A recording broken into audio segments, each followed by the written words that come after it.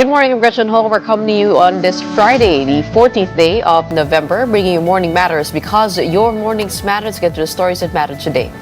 Juan Ponce Enrile, former Senate President, has passed away at the age of 101. His daughter, Katrina Ponce Enrile, confirmed via social media that he died peacefully at home yesterday afternoon. At least 37 people implicated in the flood control scandal will spend Christmas in jail. That's according to President Bongbong Marcos. He made the statement during a press conference while giving updates on anti-corruption investigations. However, his cousin, former House Speaker Martin Romualdez, is not on the list of those to be charged. And today's resumption of the Senate Blue Ribbon Committee hearing on flood control projects will proceed without resigned lawmaker Zaldi Co. This comes after Senator Panfilo Lacson, the committee chair, denied cause requests to participate via Zoom. Welcome to our program, Morning Matters, where we talk about the issues you need to know for the rest of your day. Now, first on the agenda. Former Senate President and Chief Presidential Legal Counsel Juan Ponce Enrile passed away yesterday at the age of 101. Malacanang, the Senate and the House have released tributes honoring his decades of service. Here's the report. Juan Ponce Enrile, known to many as Manong Johnny, was 101 years old. For several days, reports circulated that he had been confined in the ICU due to pneumonia. According to a Facebook post by his daughter, Katrina Enrile, her father passed away at 4:21 p.m. on Thursday.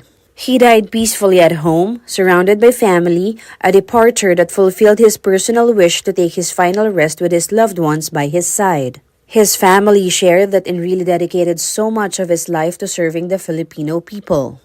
They are now asking for the public's understanding as they take a moment to grieve privately and remember him in peace. In May 2022, he was hospitalized for severe pneumonia. A month later, he tested positive for COVID-19 and was brought to the Makati Medical Center, where he eventually recovered. Fast forward to February 2024, he still celebrated his 100th birthday. He was diagnosed with macular degeneration, which affected his vision due to age. Despite this, he remained active in his duties as Chief Presidential Legal Counsel to President Bongbong Marcos. President Bongbong Marcos paid tribute to Enrile. According to the president, Enrile was one of the most enduring and respected public servants the country has ever known. At the Senate, the session was suspended as a sign of respect for Enrile's passing. Enrile served several years as Senate President. Senate President Tito Soto said necrological services will be offered, but traditional leaves the decision to the family. For sure, if the family requests, yung tradition kasi is we leave it to the family. Kung ano ang gusto nila, pag gusto nila ng necrological services, usually we will offer. Even the House of Representatives joined in mourning. Former House Speaker Martin Romualdez said the impact of Enrile's passing is felt not only in Congress, but across the entire country, which witnessed his many roles in public life. The provincial government of Cagayan, where Enrile was born, also extended condolences. President Bongbong Marcos said those implicated in the massive irregularities surrounding flood control projects are expected to be behind bars before the holidays. Here's the report. Makukulong na sila. Wala silang Merry Christmas. Yang mga taong yan na kasabwat dyan, eto, mga walang hiyang ito, na nagnanakaw ng pera ng bayan, tapos na ang maliligaya ninyong araw. Hahabulin na namin kayo. Christmas in jail is what President Bongbong Marcos promised for all those found to be involved in the flood control scandal. He gave a press conference 3 months after his State of the Nation address and called it the President's Report. In this report, Marcos named 37 individuals in the first batch of cases recommended by the Independent Commission for Infrastructure to the Ombudsman for prosecution. These include Senators Joel Villanueva and Jinggoy Estrada, former DPWH officials, including former Secretary Manny Bonoan, and the so-called Bulacan Boys, Henry Alcantara, Bryce Hernandez, and JP Mendoza, as well as COA Commissioner Mario Lipana, contractors, chief of them the Diskaya couple, and former representatives Mitch Kahayon Uy, and of course, Zaldi Co. The president was asked whether he thought Ko could qualify as state witness. That option is always there, except for them who are the most guilty. Do you think he is? I don't want. And then pag sinabi ko, sasagutin kita, sasabihin nyo, prejudged. Let the courts do their work. But the list of 37 does not include the president's cousin, former House Speaker Martin Romualdez.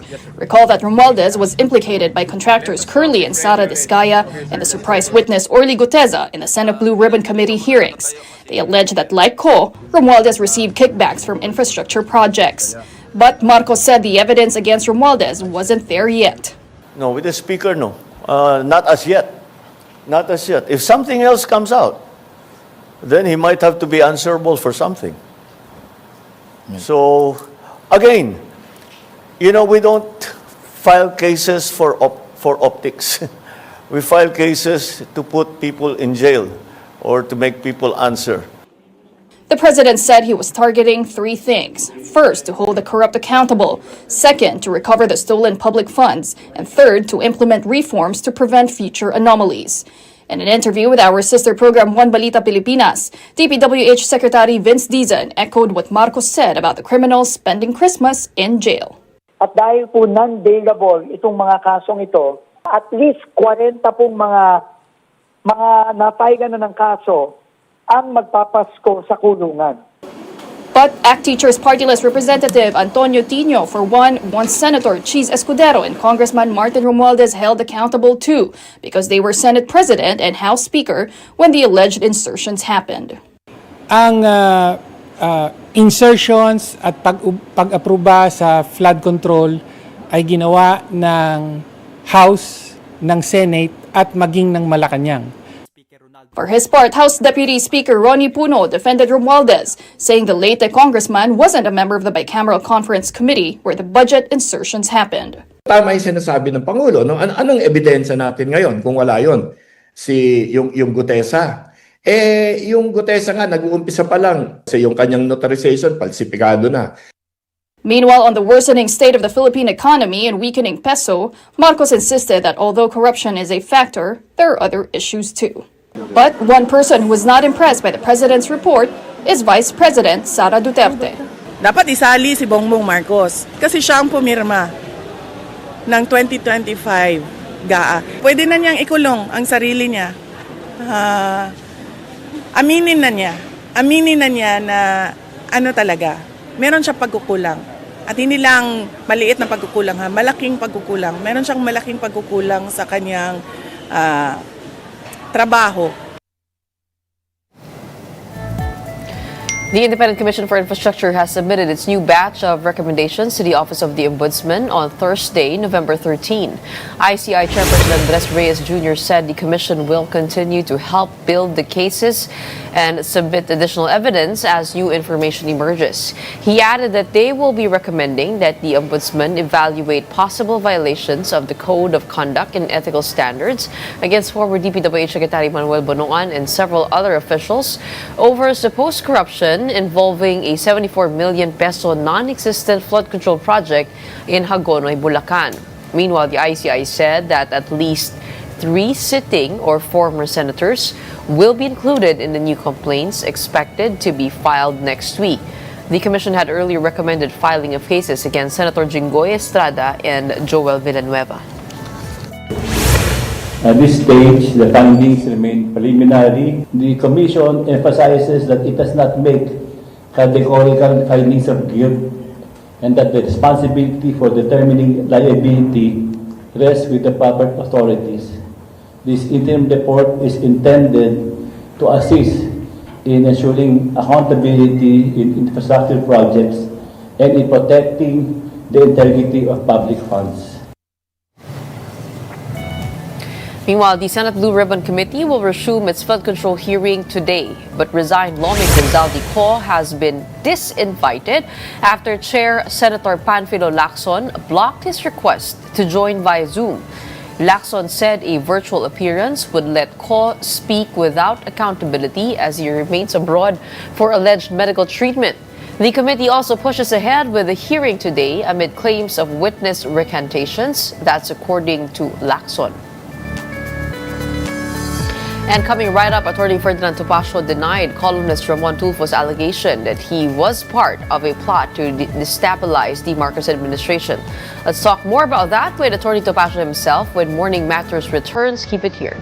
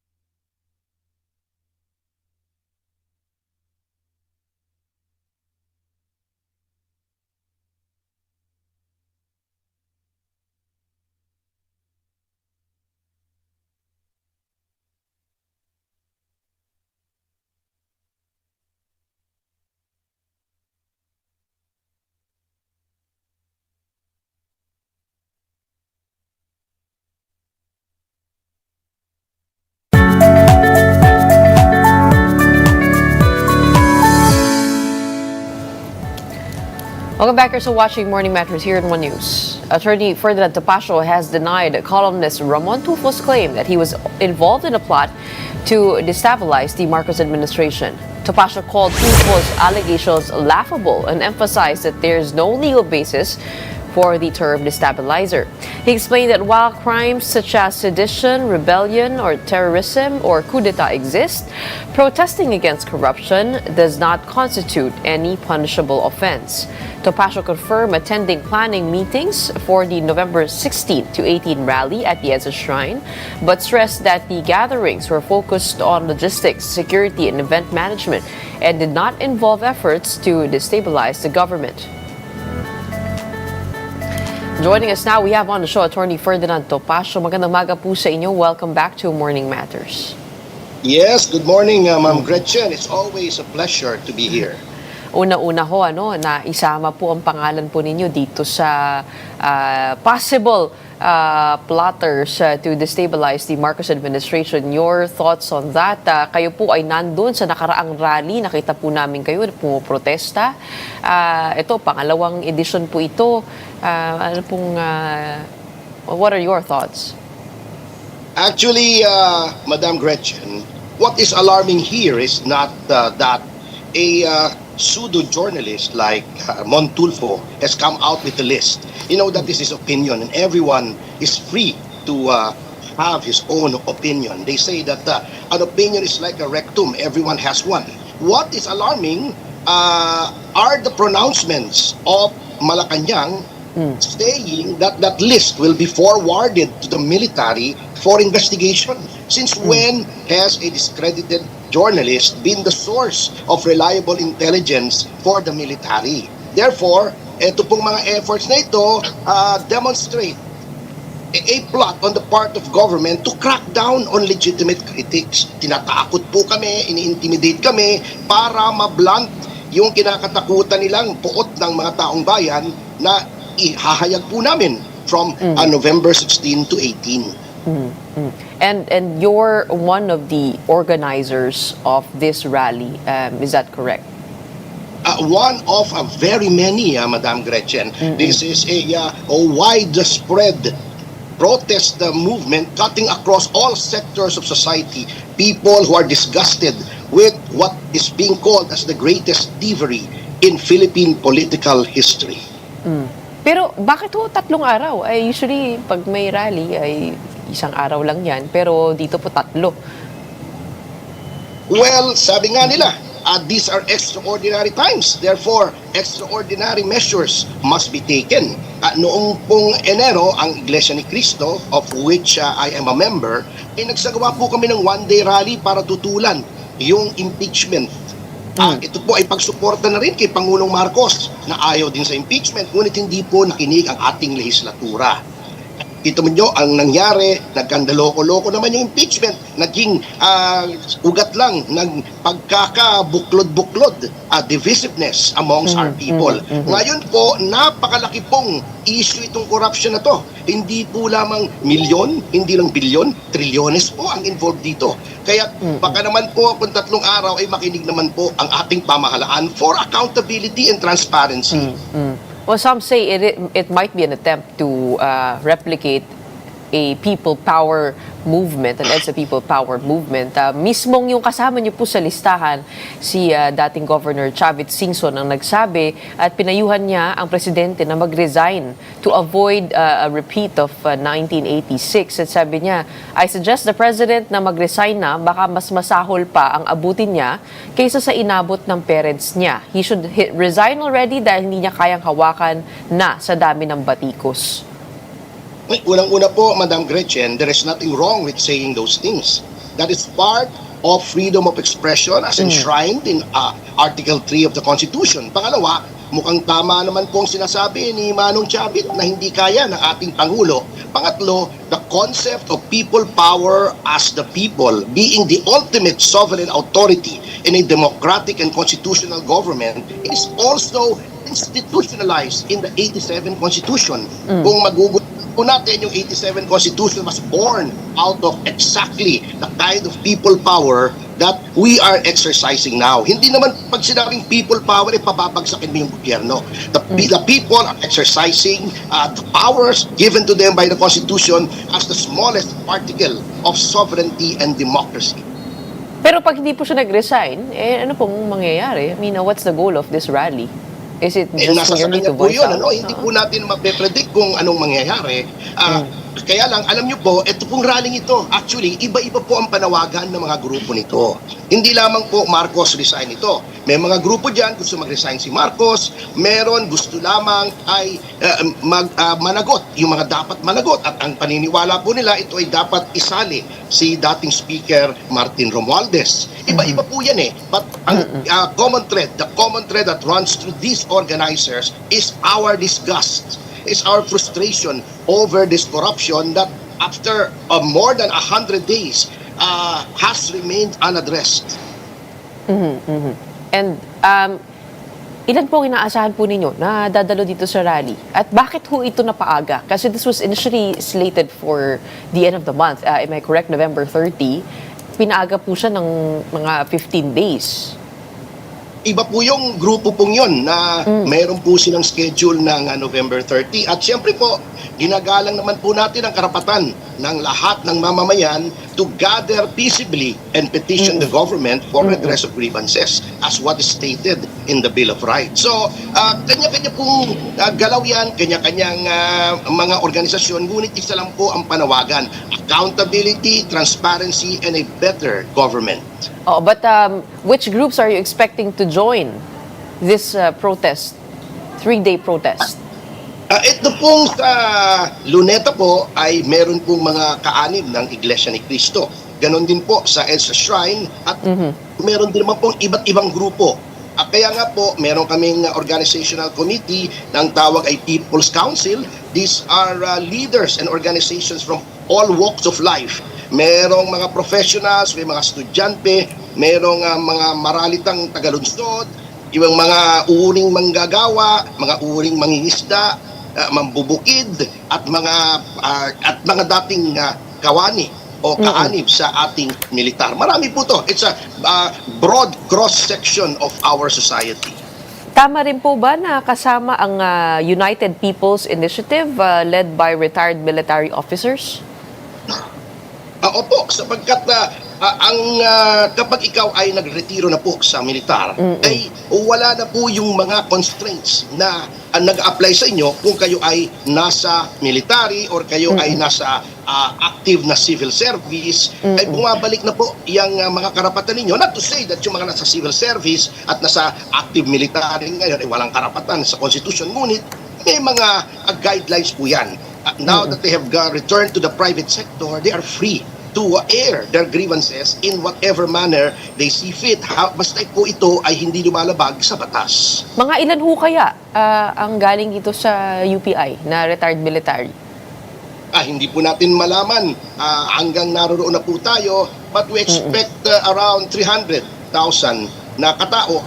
Sari-sari po yung mga persuasions, mga political colors, mga sektor, at doon po naman sa Luneta, we expect around 1 to 2 million members of the Iglesia ni Cristo and other groups din po. May proposal nga ho si dating Governor Chavit Singson. Doon din nga po sa isang programa po namin, nasabi po niya, ay kung hindi, magbitiw na nga po sa pwesto ang presidente at hayaan ng Supreme Court na maging caretaker ng bansa to make way for another election. Your thoughts on that?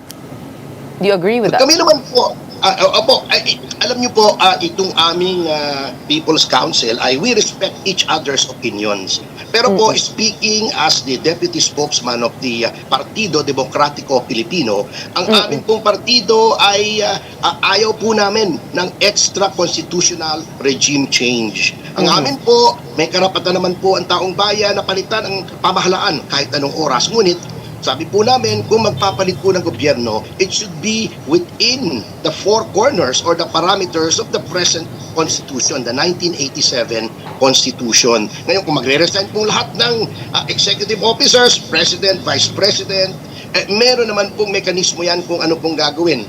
Sakaling mangyari po yan, kung sila ay bibitaw in reaction to the will of the Filipino people.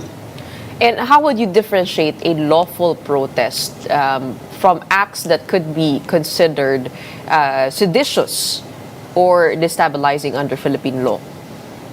Ay yung pong crimes of sedition, inciting to sedition, rebellion, inciting to rebellion, meron pa pong crime of coup d'etat sa ating statute books, meron ding crime of terrorism. Ang underlying po niyan ay unang-una, yung rebellion, yung terrorism, coup d'etat, ay meron pong use of arms, yan. At meron po namang yung sa sedition ay if you want to prevent the government from exercising any of its prerogatives over at a certain territory of the Philippines. So malabo po yung maging unlawful yung amin sapagkat hindi naman po kami, wala naman po kaming armas yan, wala po kaming dala, kundi ang aming paninindigan na dapat magkaroon ng pagbabago sa ating pamahalaan. Ayaw naman po naming itumba ang gobyerno at lalong-lalo na po hindi po kami gagawa ng mga bagay na may karahasan sapagkat kami po ay naniniwala that violence will amount to nothing. Wala pong magandang kahihitnan ang karahasan. Tama ho kayo, no, na kasama dun sa revised penal code on sedition is one of the provisions here is to prevent the national government or provincial or municipal government from exercising its functions, freely exercising its functions. But hindi naman po sinabi na kailangan dito ng armas. Nasabi lang dito, the crime of sedition is committed by those who rise publicly and tumultuously in order to attain by force, intimidation, or other means outside of legal methods. Yun nga yung pag-take over. Oo. So hindi po tayo doon, no? I mean, attorney? Looks like we're having some technical difficulties with Attorney Topacio. Attorney, can you hear us?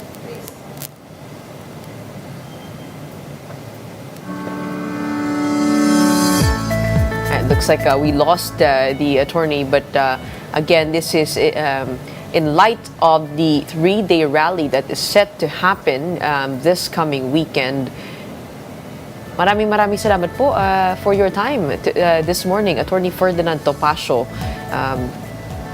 And in light of that, we have the rally, 3-day rally that's set to happen at Rizal Park. That's this coming November 16 to 18, organized by the Iglesia ni Cristo. And it is a call for transparency and accountability in government.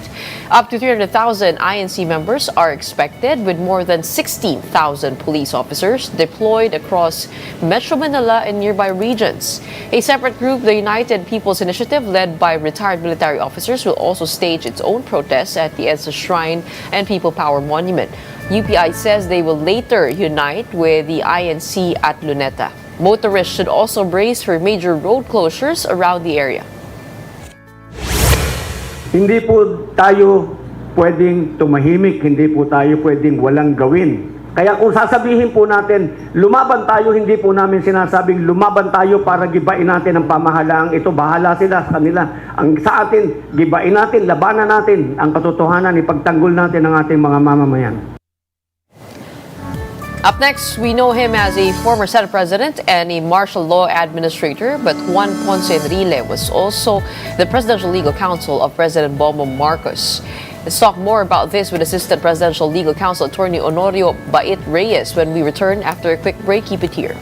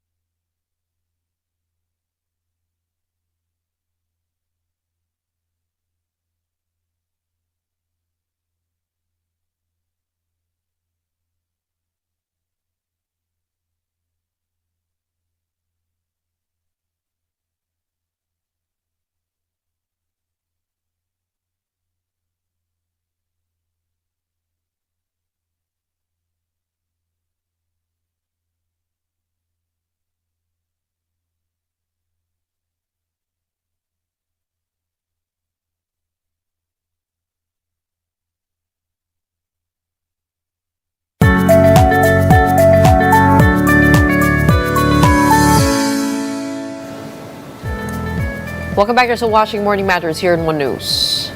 Now we have back on the show Attorney Ferdinand Topacio to react to the press conference of Malacanang yesterday. Welcome back. Finally, we have the signal back up. Yes, I'm sorry about that, Madam Gretchen. Okay, Attorney, kahapon nga po, nagsalita ang Pangulo tungkol nga po rito sa updates dun nga po sa kanilang ginagawang flood control investigation. Are you happy with the pronouncement? Ang sabi po ng Presidente, he is confident of three things: that those involved in the corruption will be held accountable, that the government will recover the money they stole, at pangatlo, magkakaroon daw po ng reforma. Unang-una po, what is alarming with the recent pronouncements of the President is that, number one, he is assuring that some of those implicated in the flood control project will be in jail by Christmas, while I am one with the rest of the people in demanding and seeing accountability. I do not think it is proper for the President, the Chief Executive, to be impinging on the prerogatives of the judiciary, which under the Constitution is supposed to be an independent branch of government. Bakit dinidiktahan ng Pangulo ang ating mga hukuman na ipakulong bago magpasko? Ang finding of probable cause is solely within the province of the judiciary to determine, hindi po sa Pangulo yan. Meron pong due process. At while we want people to go to jail for these crimes, due process must always be observed. Otherwise, you will turn constitutional principles on its head. The liberties of none are safe unless the liberties of all are protected. Number two, nagtataka nga po ako sa patuloy niyang pagdepensa kay Martin Romualdez. Alam niyo po, yung mga findings na ganyan, it is supposed to be made by an independent ombudsman, na ngayon nga po ay mayroon na tayong duda sa independence dahil niya yan pinilit niya maging ombudsman yan. Why is the President seemingly trying to influence independent branches of government or independent bodies of government into making determinations sa sinasabi niya walang ebidensya? It is not the business of the President to determine where there is evidence to file cases against a person and none with respect to other persons. And who do you think should be the one investigating or leading the charge dito po sa flood control investigations? Well, meron na po ma'am na independent commission on infrastructure na nagtataka naman ako. It's supposed to be independent, so why is the alter ego of the President, si Secretary Vince Dizon, very actively involved in inspecting the flood control projects? Paano po magiging independent yung ICI kung merong adjunct of the President's personality, a secretary no less, na nasa ilalim ng executive department ay nakikialam dyan? Pero lahat po ito ay presidential appointee. Lahat po ng mga miyembro ng ICI, pati na rin si Secretary Vince Dizon, they're all presidential appointees. Do you believe that somebody else or another body should take over, or tiwala po kayo dito sa ICI? We cannot help that they are all presidential appointees because under our Constitution, only the President has the power of appointment. So lahat po yan talaga. Even the Chief Justice, the Justices, they're all presidential appointees. Ngunit, there should be mechanisms in place to insulate the body once the members or the heads or the chairman are appointed, to insulate them from influence from the appointing authority. Ganun po dapat yan. That is the principle observed by our Constitution. Ngayon po, pinakikialaman po yan ng alter ego. Kaya nga po, yung secretary is an alter ego of the President. It is a secretary of an executive department. It is an extension of the personality of the President as Chief Executive. Dapat po, ina-insulate yan sa mga ginagawa po. Why is this Secretary of Public Works at the forefront of these investigations? He's everywhere. Hindi ho ba kasi dahil sa public pressure na rin to come up with results, no?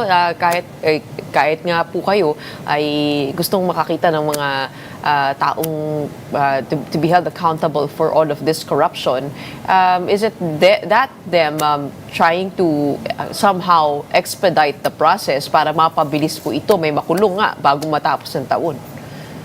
may ICI na nga po, ma'am eh. There is a right way to do the right thing and a wrong way to do the right thing. So what is happening now is that they are doing the right thing in a wrong manner. Dapat po hayaan yung ICI. Huwag bigyan ng influensya. Ito nyo po ha, dinalaw ng ombudsman yung ICI. Dinadalaw ng mga department secretaries yung ICI. Saan mapupunta? Madidilute po yung independence ng ICI kapag ginawa po yan. Ang huling katanungan ho, sir, ito nga po, no, tinanong din kahapon sa press con, kung di ba kasama ang speaker sa listahan, si former Speaker Martin Romualdez, at sabi po nila, ay ayaw naman namin mag-file because of optics. Sa ngayon, wala pang ebidensya na magdidiin dito sa dating speaker. And yung only witness to that is Orly Gutesa, whose affidavit has been found falsified by the Manila Regional Trial Court. Your thoughts on that, no? Parang sa totoo lang wala pa nga po. I mean, what crumbs should lead to the former House Speaker? Bilang nabanggit niyo rin po siya. Well, again, you are repeating the mantra of the government that there is something wrong with the testimony of Gutesa. Irrelevant na po yung sinasabing falsified yung affidavit because the contents of the same affidavit were sworn to before the Senate. Sinumpa po at siya po ay na-interpellate sa Senado by saying that yung affidavit ay wala na itong evidentiary proof, would say na mas mataas pa ang notaryo kaysa sa Senado, sa Senado na nga siya sumumpa. Plus, we forget about the testimony of the Discayas na pinigil po nila nung lumitaw na si Martin Romualdez. Anyway, bottom line po, kung ano pong sinasabi nilang ebidensya against Jingo Estrada, Chis Escudero, Saldico, it's practically the same quantum of evidence that they have against Martin Romualdez. Parang pare-pareho lang po yung ebidensya. Bakit ayaw isali si Martin Romualdez? What gives? Well, dun po sa iba kasi, syempre may ano po yan eh. May naka-link sa mga flood control projects, no? I guess those have to be established within the ICI and the courts as well. In the meantime, maraming salamat po, no? I guess if you could invite people to your protest rally this coming weekend. Yes, I would like to invite all citizens regardless of political color and stripe. Wag lang po yung mga violent groups. Ano po? Kasi ayaw po namin ng karahasan. Please join us on the 16th to the 18th.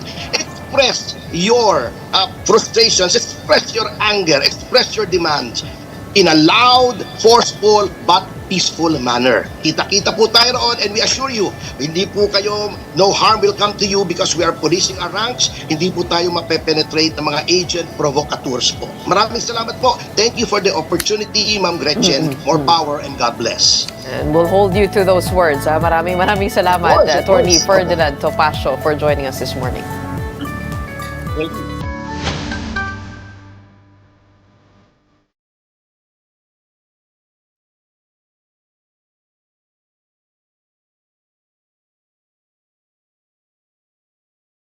As we know, former Senate President and Chief Presidential Legal Counsel Juan Ponce Enrile died yesterday at the age of 101. His daughter Katrina Enrile confirmed he passed away peacefully at home, surrounded by family, fulfilling his wish to take his final rest there. Malacanang, the Senate and the House released statements honoring his decades of public service, calling him one of the country's most enduring and influential political figures. Arrangements for public viewing are still being finalized. Joining us now on the show, we have Assistant Presidential Legal Counsel Attorney Honorio Bait Reyes III, who worked closely with the late Chief Presidential Legal Counsel Enrile. Magandang umaga sa inyo. Welcome to Morning Matters. Morning, ma'am. Kay una-una ho, in what capacity did you get to work with the late Chief Presidential Legal Counsel? Well, I worked for him as his Presidential Assistant Legal Counsel 2022 and up to September this year. I was also part of the law office, PECA Bar. And then even before that, the family knew him. He worked with my grandfather when my grandfather was the mayor of Tuguegarao. He knows my father, my mom, my uncle, who is also the one of the founders of Pecabar, Ponce, Enrile, Reyes, and Manalastas. And after that, I was invited him to be part of his team when the president won in the previous presidential elections. So you worked with him very recently in his latest role as Chief Presidential Legal Counsel. Very sorry, my condolences sent to you. But how did your office and the palace receive the news of Attorney Enrile's passing? At hanggang kailan ho siya nakapagtrabaho? Well, yung pagtrabaho kasi, I was not part of the team anymore by September. There was a reorganization, so I could not answer that. But until September, he was still very active.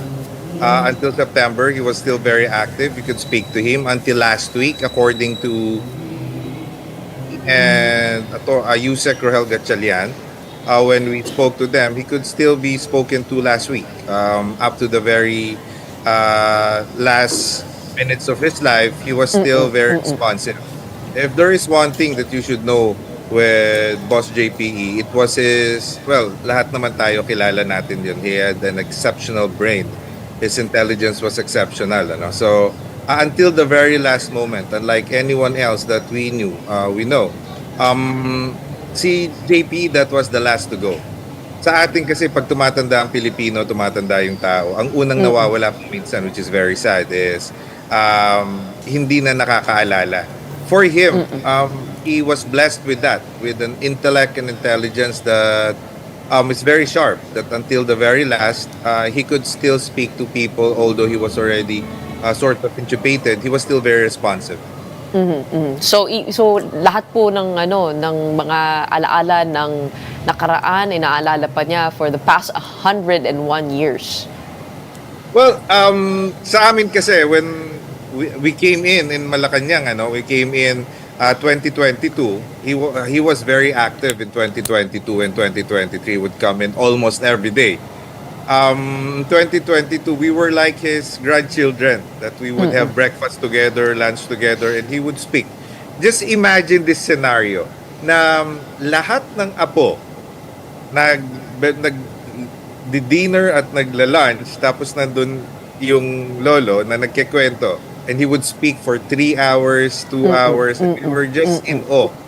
Because until that very moment, you would realize that, well, yes, he was still very sharp, like everybody says, and he would discuss things na, just like we were in the law firm, na he would discuss with us, and of course, walang mananalo sa kanya sa discussion or any argument, kasi nga, he's privy to almost everything. His knowledge is personal knowledge. Hindi siya gumagamit na I heard, nakita ko yung ganito. No, he knows things personally and he's privy to those things. So, we had the privilege to listen to him almost every day. And of course, lahat naman kami, we were in awe. Yung pinakamadalas na tanong ng mga tao sa amin, I would want to put it to rest, if I may. We once asked him, we had the guts to ask him, or no, he was the one actually who told us his secret for long life. Of course, it was genes. And number 2, he has very strong legs. He has very strong legs. Yun yung sinasabi niya. I think he walked from Apani to Gigaraw, which is almost 1,000 kilometers or more than 1,000 kilometers, because he had to do it during the time of the Japanese era. And he could not use the main roads. So I think you have already gone to Tugigaraw and traveled to Apari. If you use the main roads, it's 98 kilometers yata. But nilakad niya yun. Nilakad niya yun. Pero you have to remember na si boss, nung nagkikwento siya, hindi niya pwedeng gamitin yung main roads kasi mahuhuli sila ng hapon. So ang ginamit niya, yung mga sa likod, sa bundok, kaya memorize niya ang lahat ng bayan sa Cagayan kasi nilakad niya ng ilang beses. And because of that he had very strong legs. Of course, he made kwento of yung mga times na yun. He witnessed yung hapon nung naglanding sila. He saw them in the beaches. Then yung mga nagbebenta sa bakery ng mga kilala niya, nagulat na lang sila, hapon pala sila. Yung ganun ang mga kwento niya. Nakakatuwa na maalala yung mga ganung kwento niya. No? Of course, we're all very sad that he has already passed.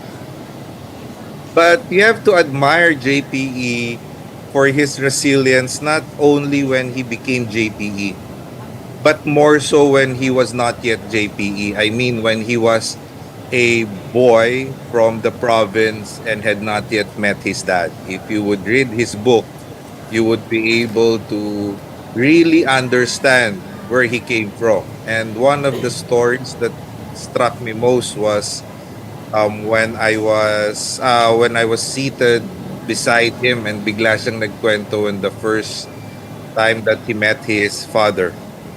Imagine this, that the first time he met his father, he had to go from the house of his Stepfather. half siblings, the father.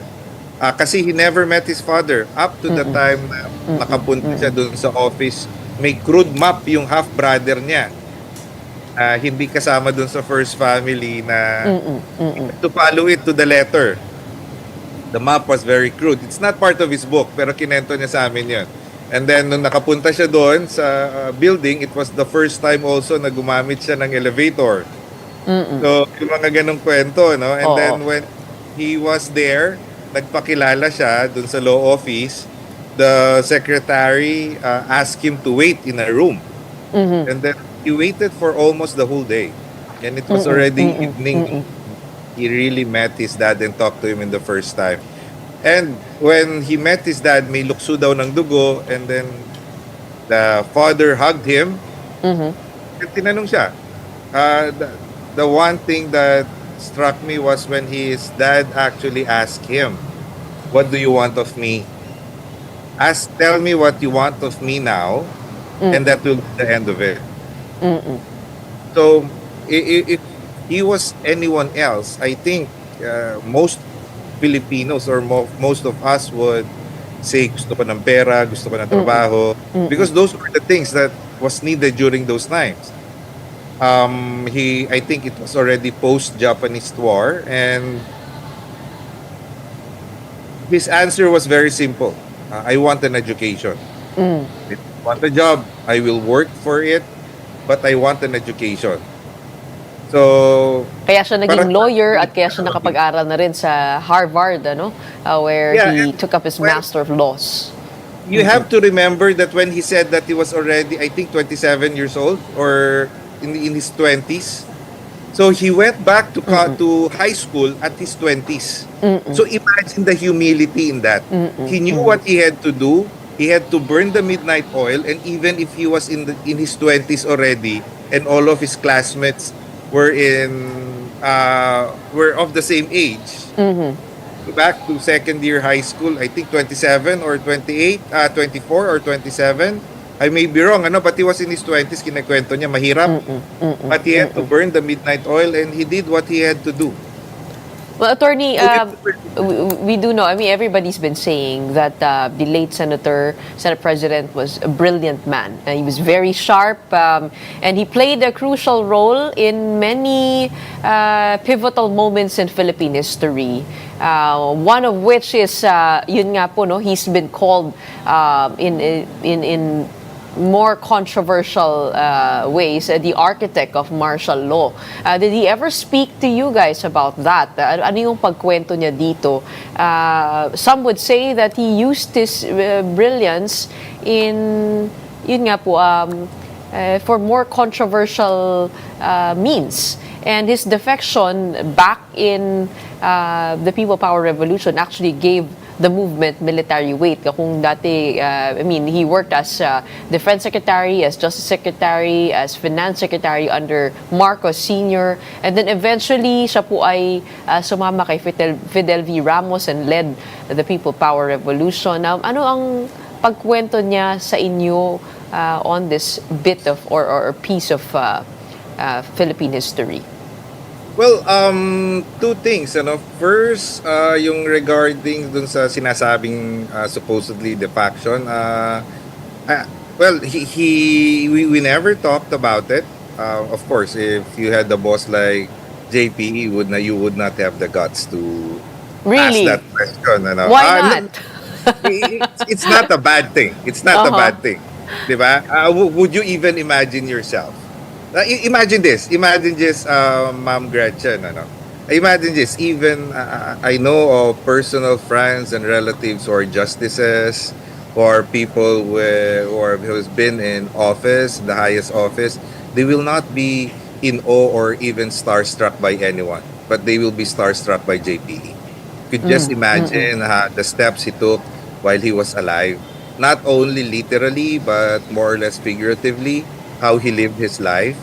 So to even question the wisdom on how he did things, of course, would be a no-no for us. It's out of respect that we never ask. So he Those never questions. explained his role when it comes to martial law. Marami po nagsasabi na I sila think, po nag-craft niyan. Oo. I think ang makakasagot dyan would be Yusek Rohel Gatchalian. He had more intimate times with Okay. him.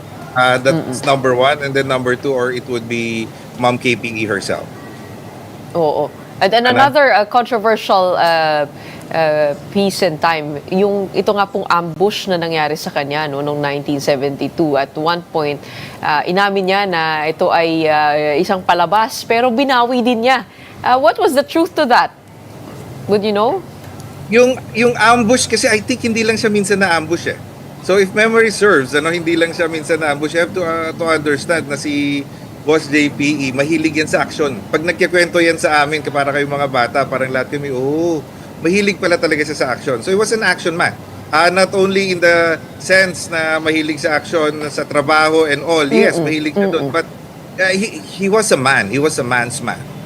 Na mahilig siya sa action, mahilig siya sa baril, mahilig siya sa hindi naman mahilig sa confrontation, But mahilig talaga siya sa action even in early in the 2022 and 2023. Mahilig pa rin talaga siya sa action. Pag nagkikwento siya, yes, he was ambushed not only once but also several times. Really? Yes.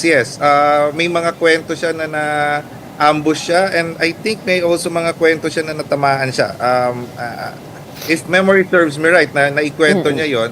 So, I would want to believe na since naikwento niya sa amin yon, hindi pwede naman na naimbento yun kasi naikwento niya na at the age of 99 and 100. But the specific one was the 1972 ambush, which triggered the declaration of martial law. Yung po, nakwento niya ba yun? I think for a bit, yes, naikwento niya yon, pero hindi yun yung main na kwento. It was one of those matters na na-ambush lang siya, parang ganon. Yung sa several times. Kasi may mga times din na na-ambush siya na baril yung mga sasakyan and he was inside the car. Ganyan. So you have to remember during those times, uso kasi talaga ang ambush. At saka maraming, yun yung nung mga panahon na yun, I would not want to also imagine that I lived that. I'm not that old.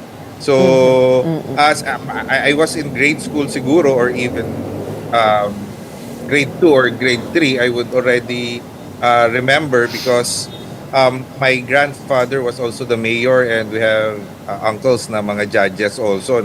So we were really into the news and we were the old people were talking about it. Pinag-uusapan yan nung time, naikwento yan ni Sir JPE, ni Boss JPE sa amin, pero hindi siya pumunta into detail. Iba yung mga ambush na pununta niya into detail. This one, because of the Madami delicate siyang kwento. nature of it. Oo. Wait, attorney, many people see the late Juan Ponce Enrile as a man who evolved with the times. Others say he shifted alliances when necessary. From your experience, how did he choose these political alliances and where exactly did his loyalties lie? I mean, if we talk about the man and his principles at ano po yung pinaglalaban niya across the political colors and political lines, how would you define that?